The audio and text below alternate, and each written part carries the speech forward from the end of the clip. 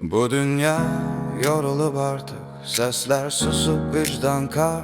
Bir ışık var hele derinlerde, karanlıktan korkmur sabahlar. Küçelerde ümitler solur, divarlarda sessiz dualar. İnsan insanı unutup kalpler taş, gözler dumanlı. Herkes kaçır ama gecikir, zaman elimizden akır. Bu dünya bizden kömme isteyir, ama sesini kim eşitir axı? Ayağa kalk bak göğlere, bu dünya hele ölmeyi.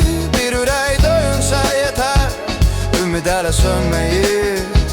Ellerimizi birleştirek, karanlıktan korkmayak. Bu dünya bizim evimizdir, onu birlikte xilas edək.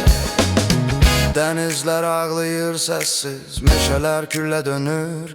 Uşaklar sabahı sorur, cevaplar niye görünmür? Pul sesinden boğulup hakikat, yalanlar zirveye çıkır. Ama bir söz, bir adım tarihin akarını değişir. Bu planet bizim değil tekçe, gelecekte bizden soruşacak. Ne bıraktın arsanda de, sükut mu yoksa bir ışık? Silah yok, vicdan lazımdır, divar yok, körpü salak. Eğer değişme istəyirsensə, evvel güzgüye bakak. Bir ses tek olsa boğular, min ses olsa dağları aşar. Dünya hele nefes alır eğer biz onu kucaklasaq. Ayağa kalk bak göğlere, bu dünya hele ölmeyi. Bir ürək döyünsə yeter, ümid hele sönmeyi. Ellerimizi birleştirek, karanlıktan korkmayak. Bu dünya bizim evimizdir, onu birlikte xilas edək.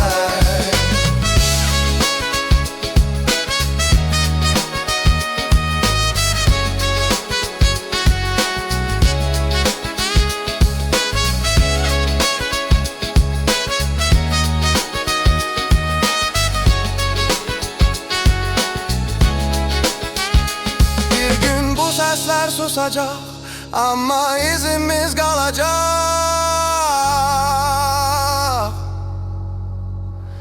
Bu dünya bizi hatırlasın deyip ki onlar korudu, kaçmadı.